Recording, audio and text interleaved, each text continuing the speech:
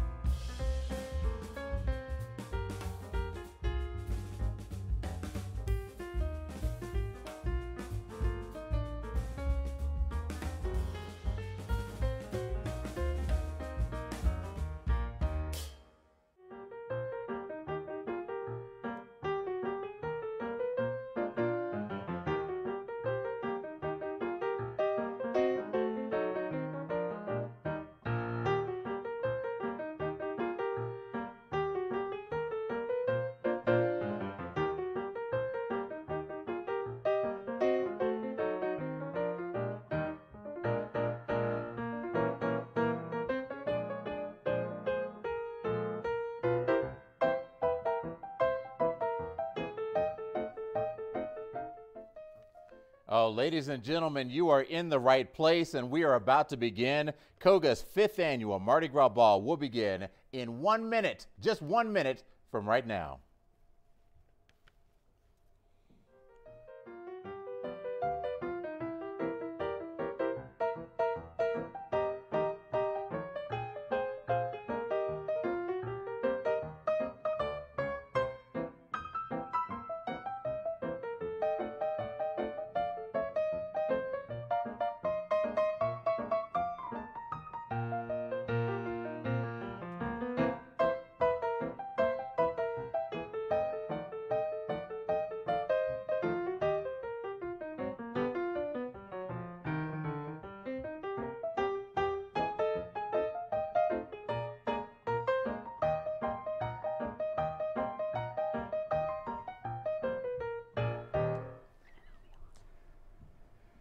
Well, good evening, everybody. My name is Reggie Rivers. I'm a host with the virtual gala team, and I am excited to be here for COGA's 5th annual Mardi Gras Ball. Tonight, we're raising money to benefit the Colorado Energy Foundation and the 6 nonprofit grantees that they've selected for this year.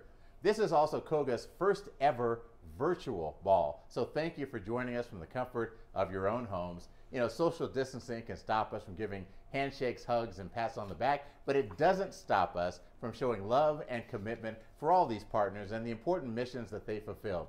So before we get too far down the road, we have one piece of technology advice for you.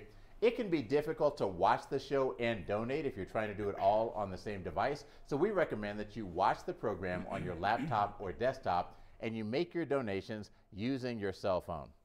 Okay, we have 2 incredible guests that I'd like to introduce. The first is Mr. Dan Haley. He's the CEO of Colorado Oil and Gas Association. Dan, how are you, my friend? Doing great, Reggie. It's great to be with you tonight. So glad to have everybody here with us. We're especially glad to have this opportunity to really come together as an oil and gas industry to support some really special nonprofit partners tonight. Yeah, that is wonderful. A little known fact about Dan. His father is Alex Haley, the author of Roots. What a great book, Dan. Your family has done so much. We're really proud of him. Yeah, thanks, Reggie. That is great. Congratulations. And okay, the next incredible person that I have the privilege of introducing, Sarah Reynolds, Vice President of Operations for COGA. She's also the Executive Director of the Colorado Energy Foundation. Sarah, how are you, my darling? Oh, Reggie, I couldn't be happier to share the stage with both you and Dan tonight. This is going to be such an inspirational night for all of us, and I'm just so excited to share more about our nonprofits and the great work they do. Yep, and little known fact about Sarah Reynolds, her mom invented Reynolds Wrap. I mean, Reynolds Wrap, everything from baked potatoes to coloring your hair, it's because of your family. Thank you so much. Well, you know, my mom's watching tonight, so I think she'd be surprised to hear that. Congratulations, Mom. We're proud of you. All right. Well, we're going to get back to you guys in a few minutes. We're grateful to have you. Let's take a look at our agenda for this evening. First thing we're going to do, we're going to explain why we're doing this virtual gala. Second, we'll tell you how you can get signed up to participate and make contributions. Then Dan and Sarah will talk about COGA's nonprofit partners, and we'll get a better understanding of what each of them does and why it's so important to support them right now. Fourth, we'll conduct a paddle raiser so we can all get involved. And finally, we will celebrate and wrap things up. Okay, so here's something that we'd love for you to do tonight. We want you to share your photos with us. Show off your fabulous mask, your beads, your cute kids, your pets, anyone who's joining you tonight. Please upload those photos into Instagram, tag them with hashtag COGA 2021 and at Colorado Oil Gas. Hashtag COGA 2021 at Colorado Oil Gas. Okay, next up, we want to catch everyone up to speed on why we're here.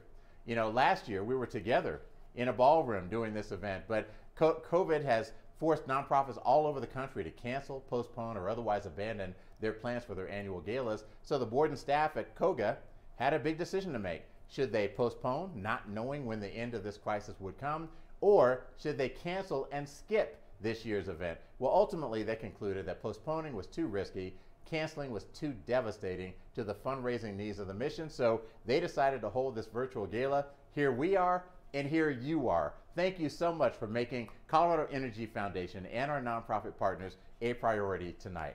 Okay, now number 2 on our agenda is to make sure you know how to register to donate. This is a fundraiser. If you haven't yet signed up, you can text COGA to 56651. You'll get a text message back, then just click the link, follow the prompts. If you have any trouble, please text or call Stephanie Blackstock. You'll find her name or her cell phone number in the chat. And we want to give a special shout out to our sponsors. COVID-19 has dramatically shifted their worlds too. Some of our sponsors have lost revenue. Some may have had to lay off workers, but despite their own troubles, they have not forgotten about the Colorado Energy Foundation. They continue to support at a time when that support is needed most. We are appreciative of their commitment, and here's a reminder to all of you. Our sponsors are proving their leadership tonight. More importantly, they're demonstrating their support to Colorado and the communities we care about. Some of these are large producers, others provide oil field services, others support the industry through professional services. Be sure to thank these outstanding companies. In this time of crisis, we want them to know that we've got their backs in the same way that they've always had COGA's back. So please, a big round of applause for all of our sponsors. I guess, yes, that was as big a round as we can produce over here.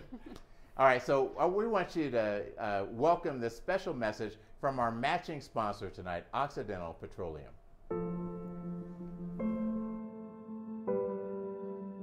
Life as we know it is built on carbon. For over 100 years, we've harnessed hydrocarbons in order to bring about a quality of life humankind has never seen before. But as our planet changes with us, we're entering into a new era, one with new challenges and new understandings. At Oxy Low Carbon Ventures, we want to continue building on the progress we've made. We're taking steps right now to secure a more sustainable future, leading the charge for a better tomorrow without the departure from life as we know it today. Through ongoing initiatives to capture carbon, decarbonize electricity, and produce net zero fuels, we are already taking strides to reduce emissions on an industrial scale. At Oxy Low Carbon Ventures, we're driven by a commitment to advance the possibilities of now with the practicality of how, and to usher in the next generation of human achievement, bringing balance to a world where we all can continue to thrive. Thank you so much to Occidental Petroleum Corporation. We appreciate your support and want to let you know they are our matching sponsor tonight. They've made a commitment of $23,000, and we're going to try to match that during our paddle raiser tonight. Thank you, Occidental.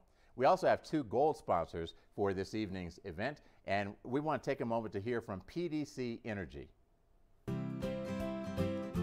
So today's Bike to Work Day. It's an annual event. There's stations all throughout the city, and folks come rolling through before they go to work, pick up some goodies and pick up some breakfast. We're handing out breakfast sandwiches, cold brew coffee, very big hit. A lot of people coming by enjoying that, and it's a great opportunity to tell the folks what we do here in the state of Colorado. We've got a very diverse amount of organizations out here, lots of different types of companies out here, and I think that really speaks to the type of different people you have out riding bikes. By having lots of organizations out here, we're going to be able to connect with more and more parts of the community. For this type of event, it is very obvious that we'll partner up with outdoor companies, but then there are those different companies such as PDC that people don't really think about as being tied into that outdoor community, so it makes sense to try and represent yourself in that space. The best part about this booth is people can come up and ask candid questions, and it also humanizes who we are. You know, we're people of the community, we're people of Denver, we're all in this together, we're all part of the community, so we're so excited to be here.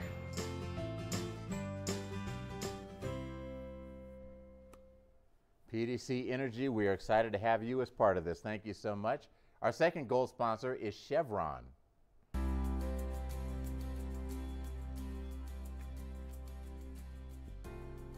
Good evening. I'm delighted to be with you tonight. Chevron is proud to sponsor COGA's Mardi Gras Ball to benefit the Colorado Energy Foundation's 2021 grant recipients. A heartfelt congratulations to each of the recipients who are doing meaningful work in the communities that we live and work. You are likely aware that Noble Energy is now Chevron Colorado. Although our name has changed, our commitment to Colorado remains the same. Our people and our operations are largely the same, and our passion is about delivering reliable, affordable, ever cleaner energy safely and responsibly. I'm proud to lead our team here in the Rockies, and we remain committed to a healthy environment, a strong Colorado economy, and responsible energy development. Thank you, and have a great evening.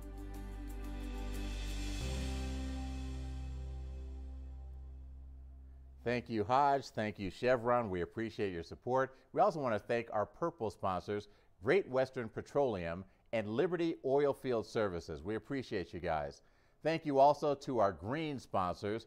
And then thank you to Karis Oil and Gas, DCP Midstream, Laramie Energy, Suncor Energy, and Terra Energy Partners. We appreciate all of you being sponsors tonight. Of course, we thank all of our company table sponsors for their support and for sharing this opportunity with their employees. Now it's my pleasure to welcome back Dan Haley and Sarah Reynolds with COGA and Colorado Energy Foundation respectively, because we've reached that time in our program where we can all get involved to make a difference.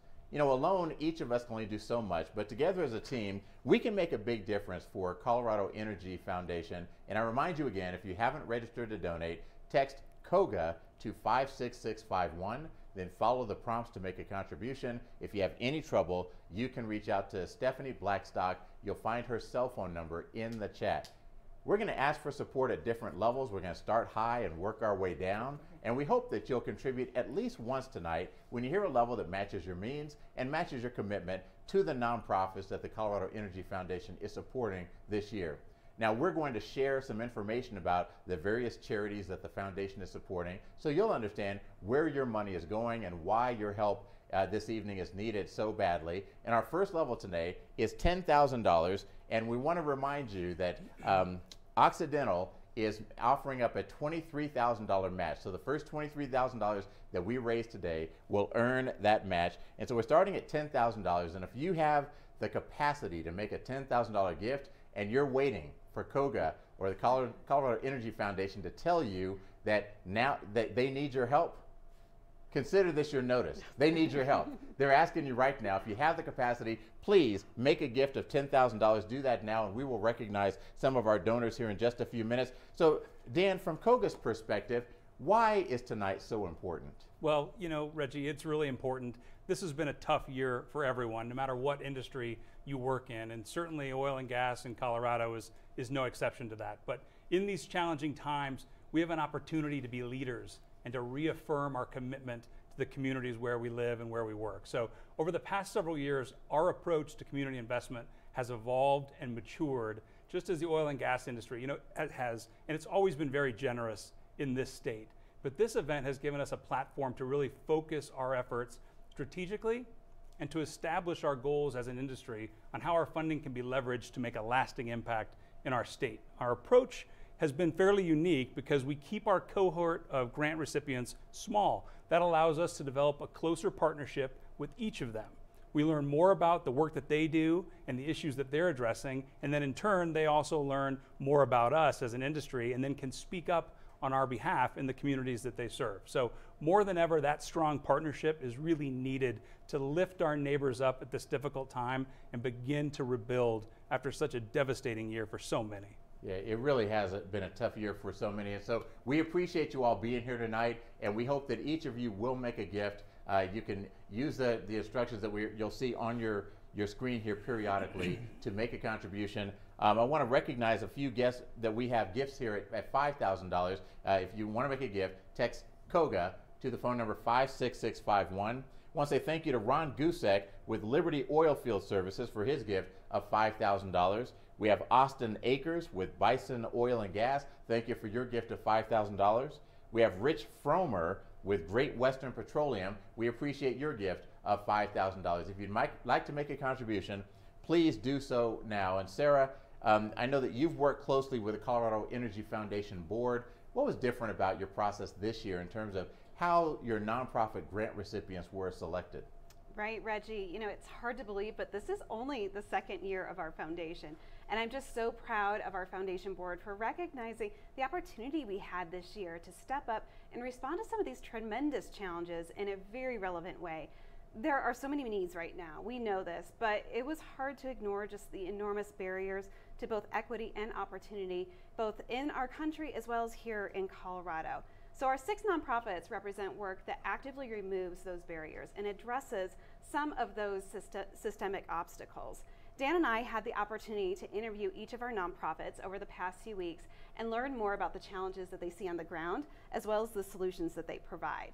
And tonight, we'll hear from each of them in their own words about their mission and their success. That is wonderful. Okay, let's take a look at our running total and see how much we've raised so far. So You know, the donations opened up earlier today. Look at that. We're at $20,000, $21,000 raised already. Yeah, from the moment we started this program, and even before this program started, you guys have been making contributions. Remember, Occidental is going to match the first $23,000 that we raised, so we are we're $1,600 away from that $2,300 match. Please keep your donations coming in. I want to recognize a couple of people we have in here at $1,000. Thank you, Bob Boswell with Laramie Energy, for your gift of $1,000. We have Quint Shear with Shear Inc. donated $1,000, then donated another $1,000. Quint, you are playing the game the way the game is meant to be played. Everyone should make 2 donations tonight. If you've made one, you're halfway there. We want to say thank you to Christy Woodward, donated actually $1,500. Thank you very much, Christy. We appreciate that gift. Thank you to Jim Cole for a gift of $1,000. Thank you to Allison Woolston for $1,000. We appreciate your generous support. Please keep those gifts coming in. Let's take a look at our running total one more time here and see where we stand. So we're at $22,700. We are $300 away from earning that match. So please keep those donations coming in. And so, Dan, our nonprofits always play a critical role in our community, but this year has put them on the front lines at a devastating time. Yeah, that's right. As our nonprofits know, barriers to success existed long before COVID arrived, but this crisis really created an even larger divide. Whether it was the financial strain of the pandemic, meeting basic needs, or the academic challenges that were made even worse by remote learning and social isolation, this past year has really put a very bright spotlight on the long-standing barriers to opportunity that many face. You know, Reggie, one of the best quotes that I heard this year was from our first nonprofit night, which is Big Brothers Big Sisters of Colorado. And when I spoke to their team, one of their staff said, "We're all riding through this storm together, but some of us have better boats to ride it out in." And that's so true. We've all had this very common shared experience, but how it impacts us personally depends on the boat that we have. And it's that support of the structured and stable adult relationships that Big Brothers and Big Sisters mentors have in the kids that has never been more important this year. And when I spoke to their program director, Chris Souter, he shared his own story and how Big Brothers and Big Sisters support both kids and their families. First of all, thank you for your support. The programs of Big Brothers Big Sisters are designed to support kids who are really just like me. I'm the child of a single mom, and when I was 6 months old, my dad left our family, and unfortunately we never saw him again.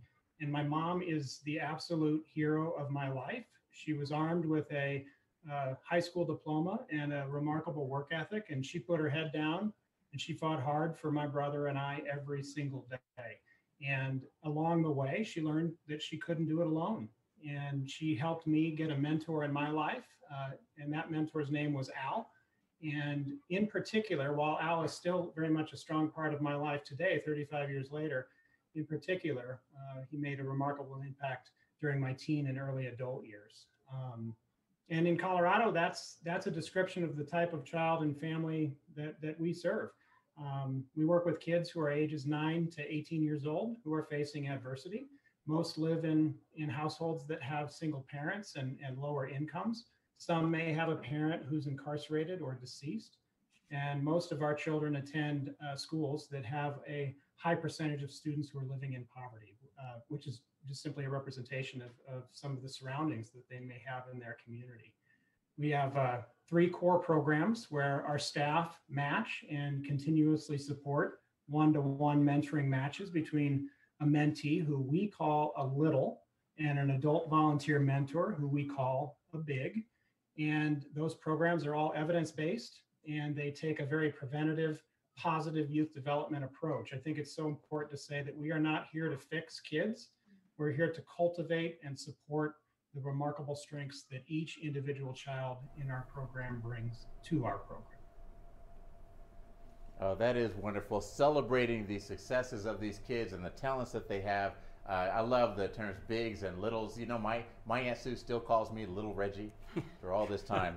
Hey, Hodge Walker with Chevron, $1,000 gift. Thank you so much, Hodge. Your company is giving, and now you are personally giving. We so appreciate your generous support. At $500, Jamie Jost with Jost Energy Law. Thank you so much, Jamie.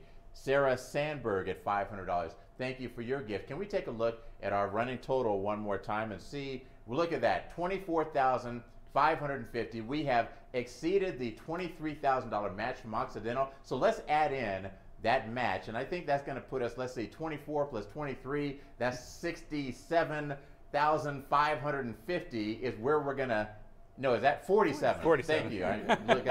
I went to Texas State, ladies and gentlemen. It's okay. 47,550 is where we are right now, and we're not done. Let's get to $50,000 raised so much. And thank you so much, Occidental, for that generous match. All right, so Chris, in that video we just watched, Chris himself is a success story of a mentoring relationship, and you can see how kids from more challenging circumstances have been disproportionately impacted. It's been tough this year. Yeah, that's true, Reggie. And that's why it's so great to see the dollars rolling in for these programs. For so many kids, school has been the place where they not just a place where they learn, but a place where they have stability and structure. So having another caring adult supporting them this year has been even more critical. When I think about how schools provide that structure and support, I'm reminded of one of our other nonprofit grantees, the Weld Food Bank. For a number of kids, school is also the place that they count on for their meals. So again, to your point, Reggie, food insecurity is not a new issue, but this pandemic has disproportionately impacted families who were already struggling as it was just to put food on the table. So we asked Bob O'Connor from Weld Food Bank to share some more about how this year has impacted their community. You know, we took a look when COVID first hit in March, and then looked at the end of December, and we distributed 448,000 food packages, which is a 90% increase over the prior year at the same time. You know, and the two distributions that really stick out in my mind is the one right before Thanksgiving on that Wednesday. We partnered with School District 6, knowing the kids were out of school and wanted to make sure they had enough food in the house. So we went up to the school district and we brought 2 trucks worth of food, and it wasn't 10 minutes into the distribution and my drivers called and said, you better bring more food, we're going to run out. We already gave you 18 pallets. So, you know, we went back and forth for the entire afternoon, and when it was over, we served over 3,000 people. The lines of cars were just unbelievable. But the one that really impacted me the most was our distribution prior to Christmas, the week before on a Saturday. We opened up at 9 a.m. and by 6 a.m. in the morning, people were lining up. The line of cars was well over a mile long. It was just incredible. When I drove up, I had to stop and pull off to the side and say, uh-oh, this just can't be real. Look at all of this. But, you know, we knew it would be a busy day, but we didn't expect that many people. By the end of the 4-hour distribution, we distributed to about 850 people. It was just something that we had never ever seen before, and we virtually didn't expect that. But you know, I told you about some lines of cars, but what really impacted me the most that day was an individual, a young man, probably in his mid-30s, who pulled up to our certification staff and told them that you know, he needed the food and he had 2 children at home, and he didn't bring his kids with him. Why? Well, because he didn't want them to see daddy needing something that he didn't want them to see that daddy was asking for food. He didn't want them to worry. He didn't want them to think that his dad couldn't take care of him. And, you know, I stumble a little bit when I tell this because it was really impactful. And so when our volunteers brought out the food to him, he looked at all the food, and there was turkeys and there was pork, there was all kinds of vegetables. This guy started to cry, you know, and he looked at our volunteers and said, you know, for the first time in quite some time, I really think I'm okay and my family will be okay. So, you know, that's why we do what we do, Sarah and Dan, is those types of stories and that kind of impact on people's lives. Mm-hmm. Well, we appreciate Weld Food Bank. They do such an amazing job, and I think anyone who's a parent can identify with that story and understand how devastating that would be to feel like you can't feed your kids and just need that kind of help, let's take a look at our running total again and see where we stand in our fundraising. All of you who have helped us so far, so that's $25,350. Mary, let's go ahead and add in our $23,000 match. That's going to put us at $48,350. So we're close to $50,000. We have a couple of $250 donors here. Dewey Brigham, thank you so much, Dewey. We appreciate your support. Jay Bridgman, thank you for your gift of $250. Liz Wright at $250. Kimberly Cook, oh, I'm sorry, Liz Wright actually gave $300, and Dewey gave $300 also. Kimberly Cook at $250. Thank you for your generous support, and please keep those gifts coming in. Look at this, ladies and gentlemen. We are on the cusp of $50,000. We're $1,600 away from $50,000. Please keep those gifts coming in. Get us to $50,000 here tonight. And, you know, I think, Dan, when you look at what's happening, it's hard to believe that so many families are still suffering or struggling with basic things like hunger and food insecurity. You know, Reggie, we call these things basic needs for a reason, because if you're hungry or if you're cold, how can you possibly focus on other areas of your life like schoolwork or academics? And with the kids and parents now spending so much time at home this year, basic needs like utilities has taken on entirely new significance. And so Dan and I had a chance to talk to Energy Outreach Colorado a few weeks ago, and their executive director, Jennifer Gremmert, shared with us how demand for their assistance programs has been impacted this year. Thanks again for having us. And it's been a crazy year. We helped over 25,000 households in 2020, which was 40% more than we did in 2019 just with energy assistance. So what we're really seeing is we have lots of people unemployed, underemployed, you know, people are home, they're using more energy. I think what we understand with COVID is the importance of energy and the importance of a safe, healthy home. And so all that work that we do really prepared us for this emergency, as hard as that is, you know, to recognize. But, you know, we really are seeing people struggle. What we're really encouraging people to do is to call their utility company, get on payment arrangements. We're doing a lot of coordination with the state, doing a lot of coordination with our partners across the state. And we are really fortunate that we have such a strong network and system in place. But I think what we're even going into 2021 is really just anticipating that this vulnerability that people are seeing is not going away anytime soon. We have people that are working multiple jobs. Those jobs are having different hours, so that income just is so challenging, you know, to track, you know, time over time.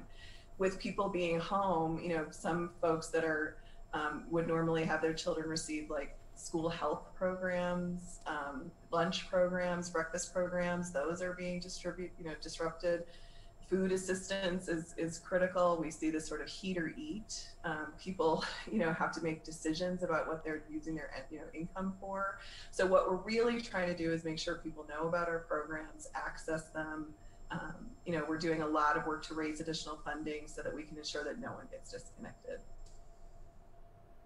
Well, thank you so much for the great work that you guys are doing. And, you know, we've spoken a lot tonight about the COVID-19 pandemic and how it has been especially had a devastating impact on families and households that were already struggling. But Sarah, you know, I know the Colorado Energy Foundation has been motivated by some of the social justice issues over the past year. Yeah, absolutely, Reggie. You know, of course, I think many of us were moved by the protests this summer and gained a greater understanding of some of the racial injustice and some of the stark inequities that we as a society continue to struggle with. And like so many organizations, the Foundation Board considered how we could actively use our investments to address some of these systemic barriers. Especially when you look really, Reggie, at the perspective of the oil and gas industry.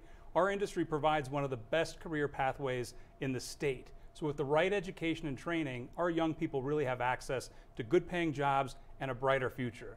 As an industry, we also have a vested interest in developing that future workforce. And there really was no better place to start with those programs that really create and inspire kids from all backgrounds to pursue science and technology careers like those that we have in the oil and gas industry. And yet one of the most innovative and exciting approaches that I've seen is the Mobile Learning Lab from Colorado Mesa University. And this is literally a tractor trailer with a high-tech classroom built right in. and it travels to schools throughout the West Slope, providing highly specialized training for an emerging field called mechatronics, which is a real word. I looked it up. And fortunately, we spoke to Ann Rice, who's CMU's Regional Development Director, to learn more about this program. Well, let me start by telling you what mechatronics is, because if you're like me, I mean, I didn't know before, but it's a discipline that integrates programmable electronic controls, sensors, robotics, and mechanical systems into advanced manufacturing processes. So with the Mobile Learning Lab, we take mechatronics instruction on site to manufacturers who want to upgrade the skills of their employees, and like I said, to high schools, so that concurrently enrolled students can work on a certificate or associate's degree. And the objective is to increase the number of workers in the region who are skilled in automated machining, and therefore meet the express need of regional businesses for this training. So the lab is housed in this large trailer that transports everything necessary for mechatronics instruction. So supplies, technical equipment, demonstration and lecture space, and the instructor to any location on a schedule that depends on the training objectives and needs of participating businesses and high schools. So it looks like a big truck rolling down the highway, but when you open the doors, it's like magic. You see all this cool robotics equipment and equipment I don't really even know the name of, but it's just so impressive to see that this is available to people who otherwise don't live close enough and work close enough to an institution of higher education to have the opportunity to learn these skills. Said that, I could have sworn she said Megatron. You know Megatron, the Detroit Lions wide receiver, Calvin Johnson, 6'5", 235 pounds, runs a 4.3 40. Not that guy. Mechatronics, a whole different thing. But that tractor trailer is cool. I mean, this lab and all this high-tech gear. Dan, have you ever seen this in person? I have not. I need to get over there. With COVID, I haven't been to the Western Slope in a while, so I definitely need to go and check it all out. What really makes this program cool is the students that CMU serves. When we spoke to Ann, she told us that over 70% of the incoming students qualify for financial aid, and over 2/3 come from low-income households and families where they're the first generation to go to college. So this program is literally building bridges and opening doors to hundreds of future workers on the West Slope of our state. And Dan brings up a great point because we need these types of programs throughout Colorado. Our state and our economy needs trained, workforce-ready students from all four corners of the state who will help Colorado thrive in the future. And that's why reasons we selected one of our other nonprofits, which is Minds Matter Colorado. And they're growing this year from a Front Range-based program to a statewide program, which is a huge goal on its own. But when we spoke to Savinay Chandrasekhar, their executive director, he provided a lot more insight into why this is so important from an equity perspective. I don't know how many of you are familiar with the Colorado paradox. There's a few different ways to think about it, but one of the key ways to think about it is Colorado is one of the 5 most educated states in the union. So we've got more folks here who have degrees after high school or credentials that allow them to be part of this incredible productive economic workforce that we've got here in Colorado. The flip side of that is the paradox is we're one of the bottom 5 states in the country in terms of educating our 9th graders who start high school and getting them those degrees or those credentials after high school. So we've got a lot of folks who are educated and we're really bad at getting the next generation to get those degrees. And that's going to affect every industry, but especially oil and gas, and an industry that's so powerful in this region, but requires at least high school educations, if not degrees far after that. And the other thing that we've seen a lot of is, as you might guess, predominantly those students who aren't getting that education after high school, a lot of them are coming from communities of color. And so as we think about a diverse workforce within Colorado, it's how are we getting those students from low-income communities? How are we getting those students of color who who have all the skills and all the ability to be leading the next generation workforce? How do we get them access to the education that they need? And so that's what we do at Minds Matter Colorado, is we help those students get into college, get scholarships, and we're able to be 100% successful doing that. And those students go into every industry that you can imagine. They go into law, they go into medicine, yes, but they go into engineering. We have students who are going to School of Mines. We have 2 of them who got into School of Mines this year, and many of them that are going to be really, really productive members of society and hopefully part of the oil and gas industry for years to come. 7A in Minds Matter Colorado, you guys do a great job, and I love the emphasis. There's so many bright kids with untapped potential right here in Colorado. We've got more gifts that have come in. Taylor, I'm going to give it a shot, and I apologize in advance. Is it Taylor Silaji? I hope that's close. Thank you for your gift of $1,000. We appreciate it. At $500, we have Crystal Hayter and Jane Chase. Thank you both for your gifts of $500. At $250, we have Brittany Strout. Thank you, Brittany. We appreciate your gift. At $100, Courtney Loper, Andrew McCarthy gave twice, so $200. Thank you, Andrew. Katie Tate, Mary Young, Garen Vorthman gave twice, so $200, and Katie Collier. So let's take another look at our fundraising total right now, and we are over $50,000 raised, $50,850. Thank you all for your generous support. We're not done. Thank you for your support. Thank you, Occidental, for your $23,000 match. We really appreciate that.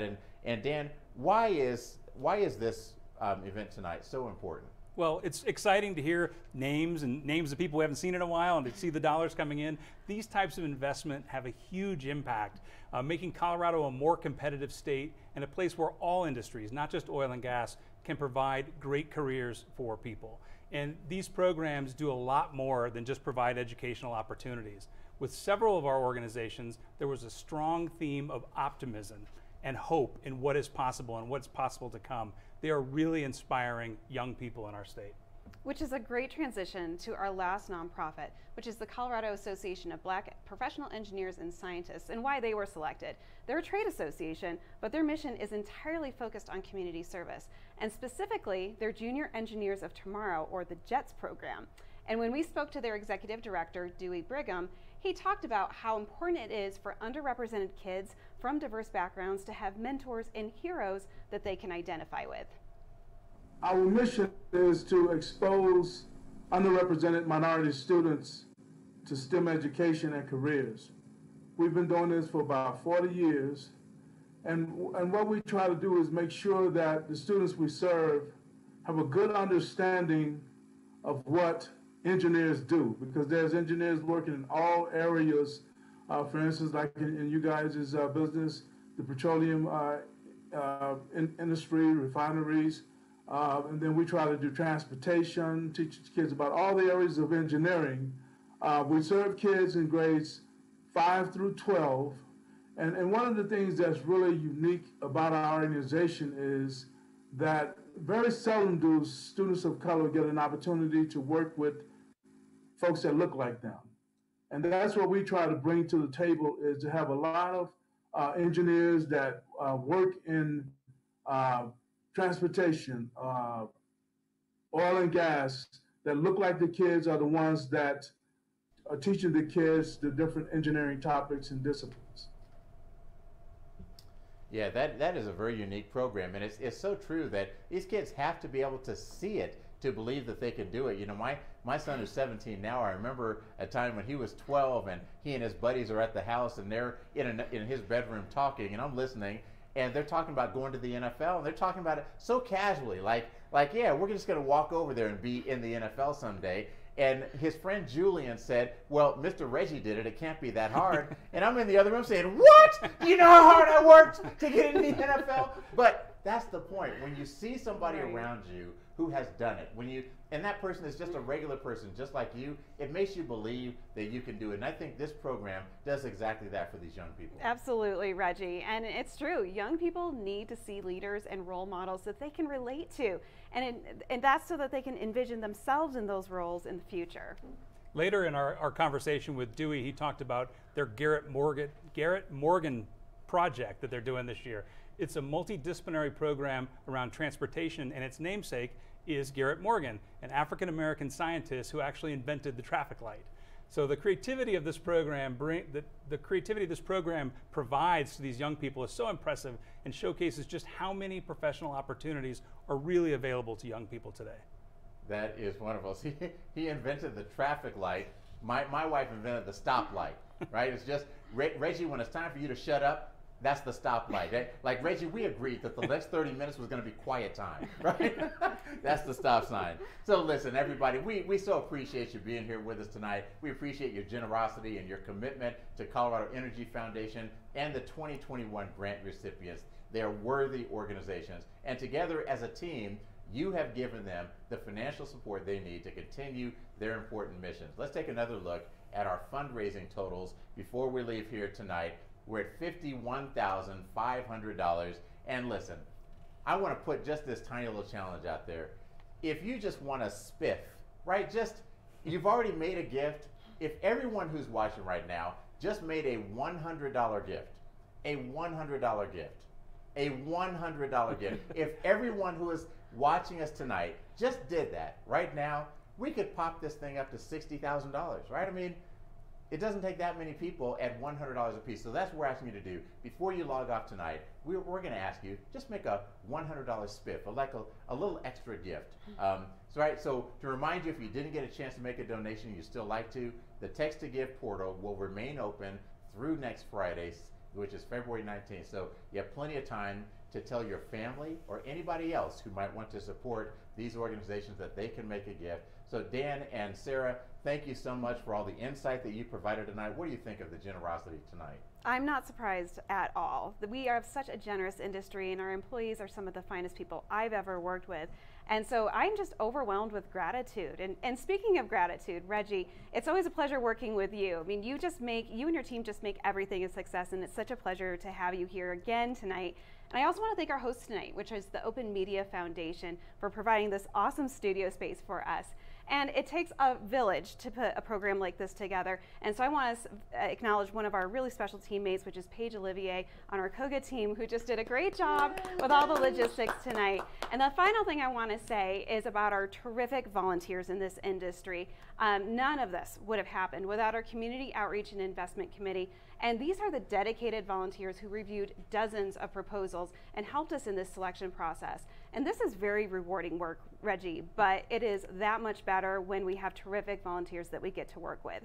Yeah, absolutely. You know, I am always impressed by the generosity of this industry and our members, both in the time that they donate and in their dollars.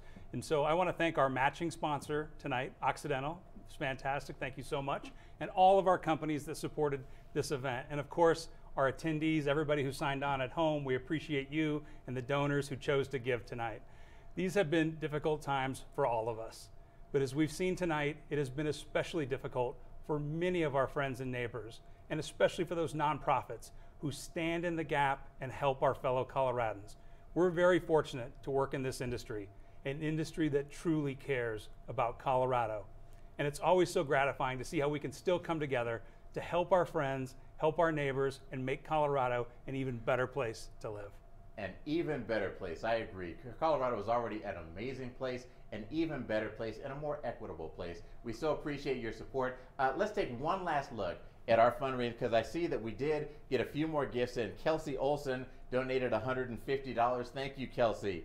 We had Jane Chase donated $500. Thank you, Jane. Camilla Beasley at $100. Allison Woolston at $100. Jim Cole at $100. Look at that, ladies and gentlemen. We're now at $55,300, and that's just from a few of you saying, yes, I'm going to go ahead and add on to my gift. And so we could get to $60,000. I'm just saying, if you want to make just another $100 gift, if you haven't made your extra gift yet today, please do that before you sign off tonight. But we want to thank all of you for attending this virtual gala, and on behalf of the Colorado Oil and Gas Association, on behalf of the Colorado Energy Foundation, and on behalf of all the nonprofits that they serve, we thank you for your generosity, your commitment, your support. Thank you for being here with us. Have a great night, everybody.